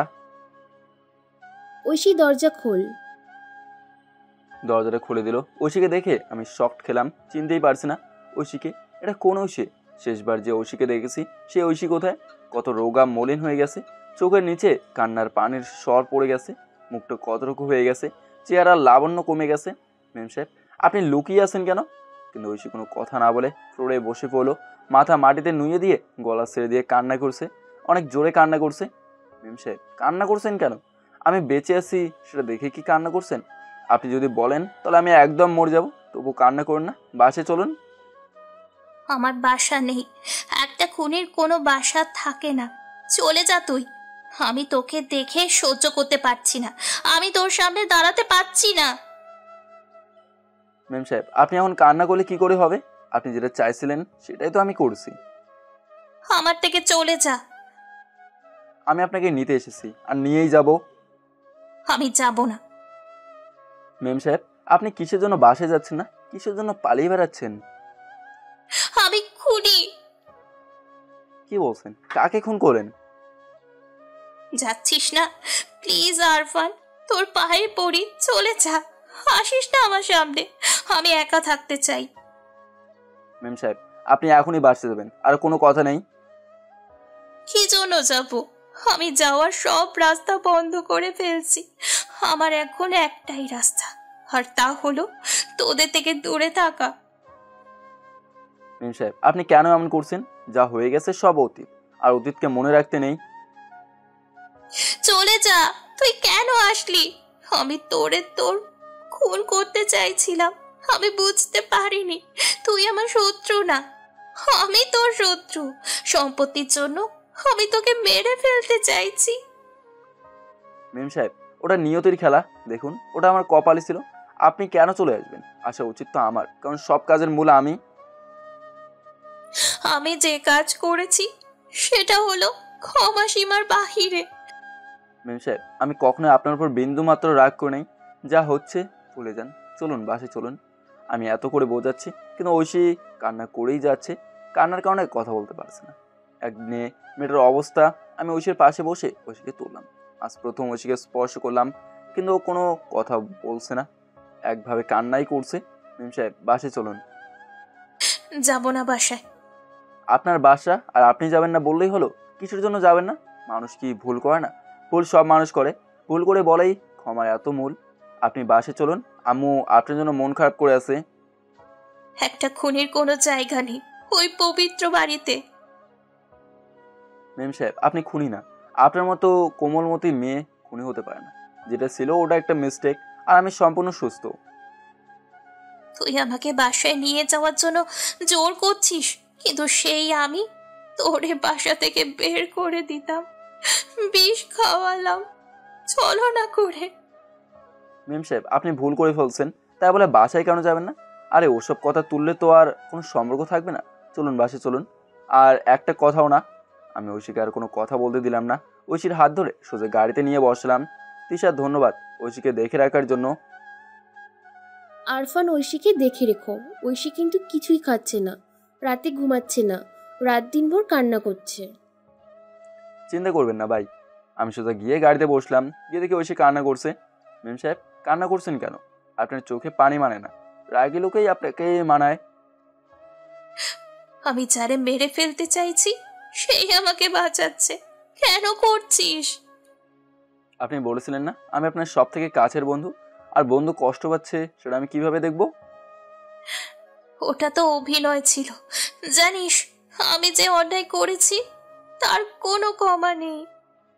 ক্ষমার থেকে কোনো বড় কিছু হয় না। আমি বাসায় পৌঁছে গেলাম। ঐশী আসতে চাইছে না। আমি জোর করে ঐশীকে গেটের সামনে নিয়ে আসলাম। কলিং বেল বাজানোর পর আম্মু দরজা খুলে দিল। কোথায় গিয়েছিলি? এত দেরি কেন হলো? ঐশীকে আমার পেছনে দেখতে পেয়ে, তুই কি জন্য এসেছিস? ও, মরে নাই, এখনো বেঁচে আছে, একেবারে মারতে চাস? আম্মু মেম সাহেবকে একদম বকবেন না। মেম সাহেব, আপনি ভেতরে আসুন। ঐশী কোনো কথা বলছে না, স্ট্যাচুর মতো দাঁড়িয়ে চোখের পানি ফেলে যাচ্ছে, মাথাটা নিচু করে কান্না করছে। আমি তার হাত ধরে নেটে ভেতরে নিয়ে আসলাম। এ বাসায় কোনো খুনির জায়গা নেই। হয় ও থাকবে, না হয় আমি থাকবো, যে কোনো একজন থাকবে। আম্মু, ও আপনার মেয়ে। আম্মু, মেয়ের সাথে এমন ব্যবহার কেন করছো? যেটা হয়ে গেছে তা নিয়ে পড়ে থাকলে সম্পর্কটাই তো নষ্ট হয়ে যাবে। মানুষের ভুলটা কেন ধরে সবাই? যেটা ধরলে ঝগড়া হয়। আমার তাও ওকে, ও কি করেছে বলতো? আমার মেয়ে এত বেয়াদব, আমার ধারণার বাইরে। ছি, এত লোভী। তোর মতো মেয়ে না থাকাই ভালো। আম্মু, মেম সাহেবের ভুলটাই দেখলে ছেলে মানুষ ভুল তো করতেই পারে, কিন্তু মেয়েটার দিকে একবার তাকিয়ে দেখুন। চিনতে পারছেন যে মেয়েটার চোখে সারাক্ষণ রাগ থাকতো, আজ তার চোখে পানি। চেহারাটা কি করছে দেখেছেন? আপনি তো মা, সন্তানের ভুল কেন ধরছেন? ও আমার মেয়ে না, ও এই বাড়িতে থাকবে না। আমি তো আপনার কাছে কোনো কিছু কোনোদিন চাইনি, আজ আপনার কাছে চাচ্ছি। মেম সাহেবকে ক্ষমা করে দিন, ওরে এই বাড়িতে থাকতে দিন। যে তোকে মারতে চাইছিল, তোকে তুই বাঁচাচ্ছিস তাকে? যে আমার বন্ধু, আর আমার বন্ধু বিপদে পড়ছে, তার পাশে আমি দাঁড়াবো? মেম সাহেব, আপনি রুমে গিয়ে ভালো করে ফ্রেশ হয়ে নিন। কিন্তু ঐশী নীরবে এক জায়গাতে দাঁড়িয়ে আছে, চোখের পানি মুখ বেয়ে নিচে পড়ছে। দিয়া, ঐশীকে ওর রুমে নিয়ে যাও, তারপর ভালো করে পরিষ্কার করে দাও। ঐশীকে নিয়ে গেল। আম্মু, মেম সাহেবকে আর যেন কিছু বলবেন না, মেয়েটা মানসিকভাবে অনেক ভেঙে পড়ছে, তাকানো যাচ্ছে না মেয়েটার দিকে। দেখছেন মুখটা শুকিয়ে কি হয়ে গেছে? তোর মধ্যে কি রাগ অভিমান বলে কিছু নেই? যেগুলো মেয়ে মানুষের মধ্যে ফাটল ধরিয়ে দেয়, সেগুলো ভেতরে কেন রাখবো? যা মানুষকে কাছে নিয়ে আসে, আমার মধ্যে হয়তো তাই আছে। ঐশী বাসায় থাকুক, তবে আমার এ যেন না ডাকে, আমার সামনে যেন না আসে। ওর উপর একে আমার মায়া উঠে গেছে। এটা আপনার মনের কথা না। সন্ধ্যা হয়ে গেছে, কিছু খেয়ে আপনি খাবার দেন, আমি আসছি। আমি ঐশীর রুমের দিকে আসলাম, এসে দেখি ঐশী খাটের নিচে বসে কান্না করছে। দিয়ে আর খুশি বোঝাচ্ছে, কিন্তু কান্না থামছে না। মেম সাহেব, আসুন খেয়ে নিন, না খেয়ে খেয়ে ফেলে দেওয়ার মতো হয়েছে। আমার একটু বিষ এনে দে, আমি বাঁচতে চাই না। আমি বেঁচে থাকলে শুধু খারাপটাই করি। আমি অপ্রয়োজনীয়, বেঁচে থেকে কোনো লাভ নেই। মেম সাহেব, সব ঠিক হয়ে যাবে। আপনি কেন কান্না করছেন? আপনি আমাকে বিষ খাইয়েছেন, আমি তো কিছু বলছি না, তো আপনি কেন কান্না করছেন? আপনার কান্না কিন্তু আমার সহ্য হয় না। তোর সামনে আসতে পারছি না, লজ্জায় কি করব আমি? আমি এত লোভী। আগে যদি তোর সাথে ভালো ব্যবহার করতাম, তাহলে আজ আর এই দিন দেখতে হতো না। রাত অনেক হলো, আসেন খেয়ে নিন। আমি ঐশীকে তুলে নিয়ে আসলাম খাওয়ার টেবিলে। আম্মু তো রেগে যাচ্ছে, কিন্তু আমার অনুরোধে তিনি কোনো কথা বললেন না। আজ অনেক করে খাবেন, ঠিক মতো তো খাওয়া দাওয়া করেন না। ঐশী খাবার নিয়ে নাড়াচাড়া করছে, কিন্তু মুখে দিচ্ছে না। বলা বলিতে কিছু খাবার খেলো, তারপর শুতে চলে গেল। আমি চলে আসলাম ঘুমাতে। ক্ষমা করে দিয়ে যে স্বস্তি পাওয়া যায়, তা প্রতিশোধ নিয়ে পাওয়া যায় না। যে ক্ষমা করতে জানে, সে মন থেকে সুখী মানুষ। তবুও মানুষ প্রতিশোধ নেবার জন্য ভালোবাসাগুলো শেষ করে দিচ্ছে। আমি শুয়ে পড়লাম। মাঝরাতের দিকে হালকা করে কান্নার শব্দ পেলাম। উঠে দেখি ঐশী রুম থেকে আসছে। রাত তখন 2টো বাজে। জানলার পর্দা সরে দেখি ঐশী বসে বসে কান্না করছে। কান্না করতে করতে চোখ ফুলে লাল হয়ে গেছে। আমি আর গেলাম না, কান্না করুক। কান্না করলে মন হালকা হয়। তারপর গিয়ে শুয়ে পড়লাম। সকাল 9টার সময় ফ্রেশ হয়ে বাইরে আসলাম। এসে দেখি সবাই বসে আছে ঐশী বাদে। মেম সাহেব কই? রুমে। আমি সোজা ঐশীর রুমে গেলাম। গিয়ে দেখি ঐশী শুয়ে আছে। সামনে গিয়ে দেখি চোখের পানি অঝরে পড়ছে। মেম সাহেব, আপনি এখনো কান্না করছেন? চলুন বাইরে চলুন। আমি এত খারাপ ব্যবহার করলাম, আর তুই একটি বার রাগও করিস নাই? এর এখন আমার জন্য এত কিছু কেন করছিস? আপনি বলেছিলেন আমি আপনার সবচেয়ে কাছের বন্ধু। মিথ্যা বলছিলাম, ছলনা করেছি। তাই কি বলতেছিলাম? নেন তাড়াতাড়ি আসেন, আমি বাইরে বসে আছি, আপনি আসলে তাইলে খাবো, ক্ষুধা লাগছে কিন্তু। আমি বাইরে চলে আসলাম। তখন হঠাৎ কলিং বেল বাজলো। আমি উঠে গেলাম, দরজা খুলে দেখি বড় খালাম। তাকে দেখে বুকের ভেতর লাফিয়ে উঠলো, যেন কত আপন কেউ। তিনিও আমাদেরকে অবাক হয়ে তাকিয়ে আছে। আমি তো আন্টির দিকে একভাবে তাকিয়ে আছি, আমি যেন নিজের ভেতরে নেই। খালাম্মুর দিকে তাকিয়ে একটা অজানা তৃপ্তি পাচ্ছি। তার কথায় ধ্যান আসলো। কিরে, দরজা আটকে কি দাঁড়িয়ে থাকবি? না না, কি যে বলেন খালাম্মু, আপনি ভেতরে আসেন। আমি রাস্তার একটা এতিম ছেলে, আপনার রাস্তা আটকানোর মতো স্পর্ধা আমার নেই, তবে আপনাকে আপন মনে হয়। কেমন আছিস তুই? জি অনেক ভালো। থরে তো বোঝাই যায় না, মনে হাজারো কষ্ট নিয়ে তুই মুখে হাসি রাখিস। রাগ আমিও করতে জানি, জানেন খালাম্মু। আমারও মন চায় একটু রাগ করি, কারোর উপর একটু অধিকার খাটাই, কিন্তু বাস্তবতা আমাকে থমকে দিছে। কেন? আমি যে এতিম, আমি রাগ করলে এই বাড়ির সবাই আমার রাগ ভাঙাবে, কিন্তু আমি তাদের বাসায় আছি। একে তো তাদেরকে ঝামেলা করছি, তার উপর যদি রাগ দেখাই, তাহলে বামন হয়ে চাঁদে হাত দেওয়ার মতো অবস্থা হবে না। সেজন্য যে জিজ্ঞেস করে কেমন আছিস, আমি একটাই জবাব দেই, আলহামদুলিল্লাহ ভালো। হারটা তো তুই নিস নাই, কিন্তু তোর উপরে মিথ্যা দোষ চাপিয়ে অনেক অপমান করেছিলাম, তাই না? আমি কিন্তু কষ্ট পাই নাই। আচ্ছা ভেতরে আসুন। আচ্ছা, তুই জানিস না তোর মা বাবাকে? ওখানে বসে আছে। তোরে কোথা থেকে আনছিল? সদর থেকে, হাসপাতালের পাশে একটা বস্তিতে থাকতাম। জানিস, ওই হাসপাতাল থেকে আমার সব হারিয়ে গেছে। কি হারিয়ে গেছে বলুন, আমি খুঁজে দেবো। কিছু না, ভিতরে চল। ঐশী কই? ভেতরে আছে, আন্টির সাথে দরজার পাশে দাঁড়িয়ে কথাগুলো বলছিলাম। তারপর আমি চলে গেলাম বাসার বাইরে। আমি দুপুরের আগে বাসায় আসলাম। তারপর ছাদের ট্যাঙ্ক থেকে পানি নিয়ে রোদে শুকাতে দিলাম। শীত যা পড়ছে, আমি খালি গায়ে বসে আছি, রোদ পোয়াচ্ছি গোসল করবো বলে। তখন খালাম্মু ছাদে আসলো কাপড় শুকাতে। আমাকে দেখে তিনি দৌড়ে আমার দিকে এগিয়ে আসলেন। আমি কিছুটা ঘাবড়ে দিলাম। তিনি সোজা আমার সামনে এসে, তোর বুকে এটা কিসের দাগ? জানি না, ছোট থেকেই আছে। তুই কোন হাসপাতালের পাশে থাকিস? কাদের কাছে থাকিস? আমাকে নিয়ে চল এক্ষুনি। গোসলটা করে নি। আমি যেটা বলছি সেটা কর, তাড়াতাড়ি চল। তিনি আমাকে টেনে নিচে নামালেন। যে অবস্থাতে আছি সেই অবস্থায় গাড়িতে বসালেন। আমাকে টেনে নিয়ে কোথাও যাচ্ছে। আমাকে টানতে দেখে আম্মু আব্বু দিয়া খুশি আমার সাথে গাড়িতে এসে বসলো। সোজা নিয়ে আসলাম বস্তিতে, যেখানে আমি থাকতাম। কাদের কাছে থাকতিস? আমি সোজা সেই চাষির কাছে নিয়ে গেলাম যেখানে আমি থাকতাম। চাষি আমাকে আর খালাম্মুকে দেখে অনেক ভয় পেয়ে গেলেন। আম্মু তাকে দেখে দৌড়ে গিয়ে তার জিজ্ঞেস করলেন, আমার ছেলে কোথায়? বলো, আমার ছেলে কোথায়? চাচি শুধু আমার দিকে আঙুল দেখিয়ে দিল। এই আফরান আপনার ছেলে? কথাটা আমার কাছে যেন আসমানের চাঁদ হাতে পাওয়ার মতো। কথাটা শোনার সাথে সাথে দিয়ে এসে আমাকে ভাইয়া বলে জোরে ধরে কান্না শুরু করে দিল। আম্মু এসে জোরে ধরে কান্না শুরু করে দিল।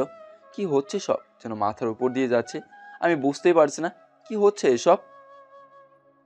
আমি তোর মা, তুই আমার ছেলে আরফান। চাচি কি বলছে এসব?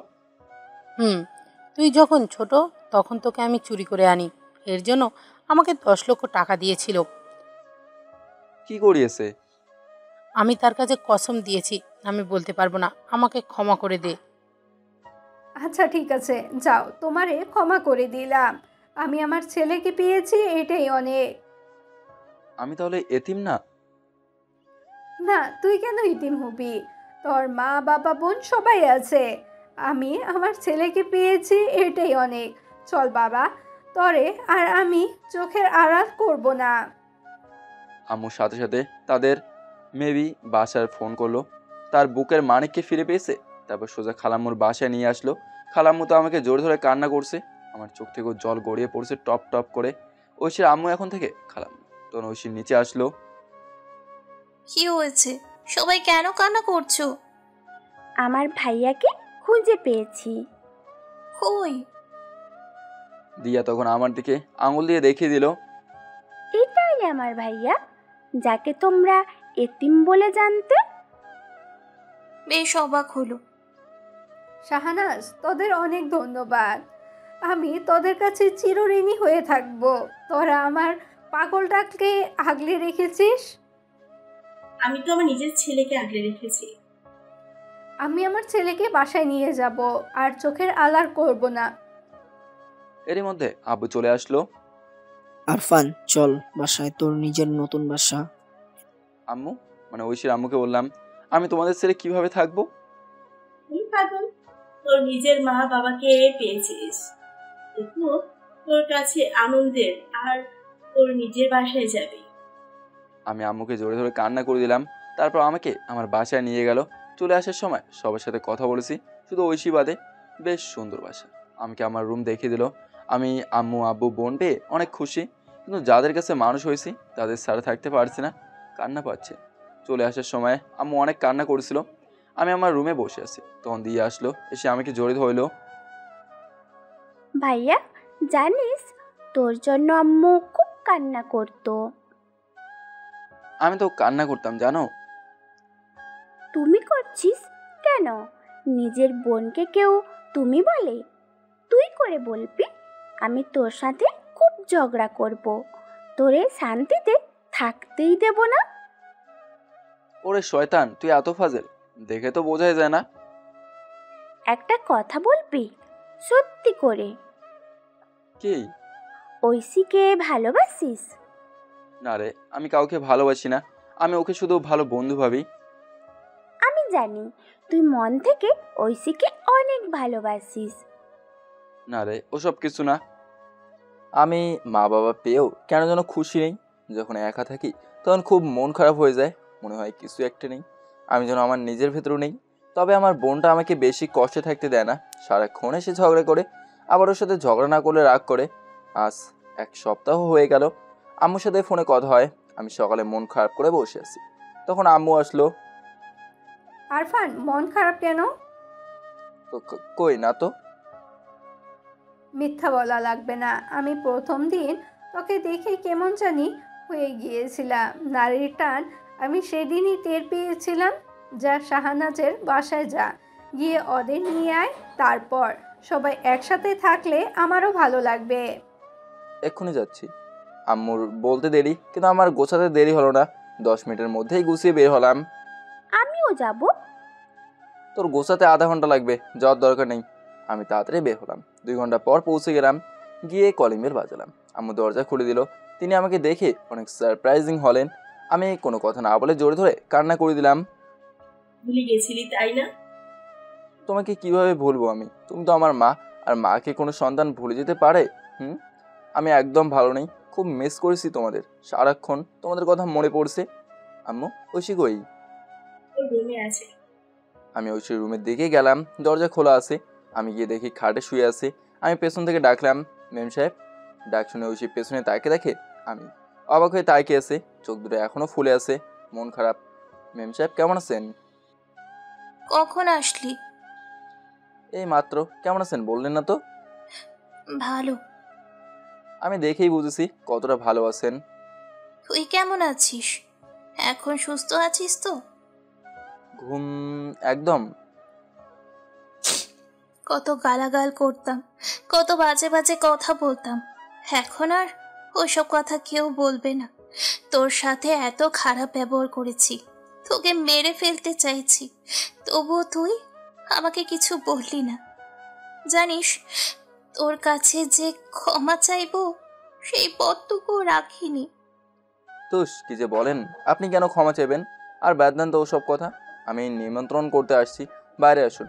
আমি ঐশীকে নিয়ে বাইরে আসলাম। আম্মু, গুছিয়ে নাও। কেন? তোমাদের নিতে এসেছি। কেন? বাসায় আম্মু অনুষ্ঠান করবে, আমি আসা উপলক্ষে। চলো। আজকে? আজকে তোর আঙ্কেল অফিসে, আর রাতে কখন যে বাসায় আসবে তা ঠিক নেই। আমি কালকে যাব। ঠিক আছে, তবে কাল ঘুম থেকে তোমার ডাকে উঠতে চাই। যদি না হয় তাহলে ভাববো আপনি আমাকে ভুলে গেছেন। আচ্ছা, তবে তাই হবে, তোকে আমিই জাগাবো। মেম সাহেব, কালকে দেখা হচ্ছে, আসি তাহলে। আমি তাদের বিদায় জানিয়ে রাস্তায় আসলাম। দিয়া ফোন দিল। কুত্তা, কই তুই? ঐশীর বাসা থেকে আসলাম। তুই মির্জা বাসস্থানে আয়, নানুরা আসছে, তাদের নিতে হবে। আমি ওখানে আসছি। আমি সোজা চলে গেলাম মির্জা বাস স্টপে। গিয়ে দেখি বোনটা দাঁড়িয়ে আছে। তুই কখন আসলি? আমাকে বললি না তো। ওই মুটি, রাগিস কেন? তোর বাপ মুটি। না, আমার কলিজার বোনটা মুটি। আমি কি তোর খেয়ে মুটি হয়েছি? আর আমি মোটা না, এটাই পারফেক্ট। কুমড়ো পটাশ। আমি কিন্তু রেগে যাচ্ছি। Sorry sorry sorry. ওই তো নানু। চল। নানু আমাকে দেখে তার বুকে চেপে নিল। আমার নানু ভাই, জানিস তোরে ছোটবেলায় হারিয়ে আমি খুব কান্না করেছিলাম। নানু, রাস্তায় থাক, চলো বাসায়, অনেক পথ কষ্ট করে এসেছো। তারপর সকলের সঙ্গে কুশল বিনিময় করে গাড়িতে নিয়ে বসলাম। বাসায় নিয়ে আসার পর আম্মু তাদের সাথে কথা বলল। তোর আম্মুরা কোথায়? কালকে আসবে, আঙ্কেলের অফিস কালকে ছুটি দিছে। ঐশীকে নিয়ে আসিস নাই কেন? আম্মু, খেয়াল ছিল না, আমার একদম খেয়াল নেই। ওদের যেন কখনোই অবহেলা করিস না। আমি তোরে জন্ম দিছি, কিন্তু তুই কিন্তু ওদের কাছেই মানুষ। ঠিক আছে আম্মু। তারপর সবাই মিলে বেশ মজা করলাম, খাওয়া দাওয়া করলাম। তবে মনের মধ্যে স্বস্তি পেলাম না। সারাদিন মজা করে কাটালাম। রাতে আম্মুর সাথে ফোনে কথা বলে শুয়ে পড়লাম। সকালবেলা আম্মু এসে আমাকে ডাকলো। আরফান, এই আরফান, আমি আসছি, ঘুম থেকে উঠ। আমি চোখ মেলে তাকে দেখি তিনি আমার পাশে বসে আছে। আম্মু, লাভ ইউ। আমার কথা রাখছো? 2 মিনিট দাও, আমি ফ্রেশ হয়ে আসছি। যা। আমি গুছিয়ে বাইরে আসলাম। এসে ঐশীকে খুঁজতেছি, কিন্তু পাচ্ছি না। আম্মু, ঐশী কই? আসে নাই। আসে নাই মানে? জানি না, আসবে না বলে কান্না করেছিল। অনেকবার বললাম, তবু আসলো না। কেন? ওর সামনেও দাঁড়াতে পারছে না। বলেছে কিভাবে দাঁড়াবে মুখ উঁচু করে ওর সামনে। আচ্ছা আমি দেখছি। আমি দেরি না করে জ্যাকেট পরে গাড়ি করে সোজা চলে আসলাম ঐশীর কাছে। কলিং বেল বাজালাম। খানিক বাদে ঐশী দরজা খুলে দিল। মেম সাহেব, আপনি জান নাই কেন? আমি তোর জীবন কেড়ে নিতে চাইছিলাম, তোকে অনেক কষ্ট দিচ্ছি, তুই এখন একটু হ্যাপি আছিস। আমি চাই না আমার অভিশপ্ত নজর ছায়া তোর দিকে পড়ুক। তোর সুখের পথে কাঁটা হতে চাই না। আমি অযথা নিজেকে দোষারোপ করছেন। আপনি যাবেন এটাই আমার শেষ কথা। 5 মিনিট সময় দিচ্ছি, গুছিয়ে নিন। না, আমি যাব না। আমি বলছি যেতে হবে, যান গুছিয়ে নিন। প্লিজ আরফান, আমারে জোর করিস না, আমি যাব না। আমি অত কিছু জানি না। যাবেন যাবেন যাবেন। দেখ, আমি গেলে তোর ক্ষতি ছাড়া কোনো লাভ হবে না। লাভ লস আমি দেখতে চাই না, আপনি গুছিয়ে নিন, না হলে আমি কিন্তু কষ্ট পাবো। একটু ওয়েট কর। এটুকু বলে 10 মিনিট পর আসলো। মোটামুটি সেজেছে, তবে মুখের মাঝে মেঘ, কোনো হাসি নেই। মেম সাহেব, আপনি শুধু কষ্ট পাচ্ছেন। আমরা সবাই সব কিছু মেনে নিছি, শুধু আপনিই পারছেন না কেন? যে অন্যায় করেছি তার কোনো ক্ষমা নেই। খুন করলে ক্ষমা হয়? আর আপনি তো না বুঝে করছেন। বাদ দেন, চলুন তো। 2 ঘন্টা পর নিজের বাসায় পৌঁছলাম। এরপর সবাই এক জায়গায় বসে আড্ডা দিচ্ছি। ঐশীর পরিস্থিতি বুঝে মুখে হাসি এনেছে। তবে আমি জানি ঐশীর মন খারাপ। আচ্ছা, কারণ মন খারাপ থাকলে কি করে হবে? মন ভালো করতে হবে। মেম সাহেবের মন খারাপ, তার মন ভালো করে দাও। ওরে কাতুকুতু দে, তাহলে নিশ্চয়ই হাসবে। খুশি দাও তো। আমার ভালো লাগছে না, তোমরা মজা করো, আমি আসছি। কেন? কিন্তু ঐশী কোনো কথা না বলে অন্য একটা নিরিবিলি রুমে চলে গেল। যে মেয়েটার চোখে সারাক্ষণ রাগ থাকতো, আর সেই মেয়ের চোখে পানি শুকাচ্ছে না, সারাক্ষণ কান্না করে।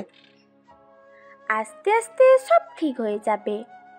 দুপুরে সবাই একসাথে খাচ্ছি, তো নানু বলল, আচ্ছা, ছেলে তো বুড়ো হয়ে যাচ্ছে, বিয়েটা দিয়ে দে। শাহনাজ, তোর ছেলেকে কবে বিয়ে দিবি? এবার তো একটা মেয়ে দে। দেখতে হবে। একটা কথা বলবো? কি? আমি একজনকে অনেক ভালোবাসি। কথাটা শোনার সাথে সাথে ঐশীর মুখে আবারও মেঘ এসে জমা হলো। কে সেই মেয়ে? আছে কেউ। আমরা তাকে দেখব। কালকে নিয়ে আসবো। ঠিক আছে, তোর পছন্দ করা মেয়ের সাথেই তোর বিয়ে দেব। Thank you.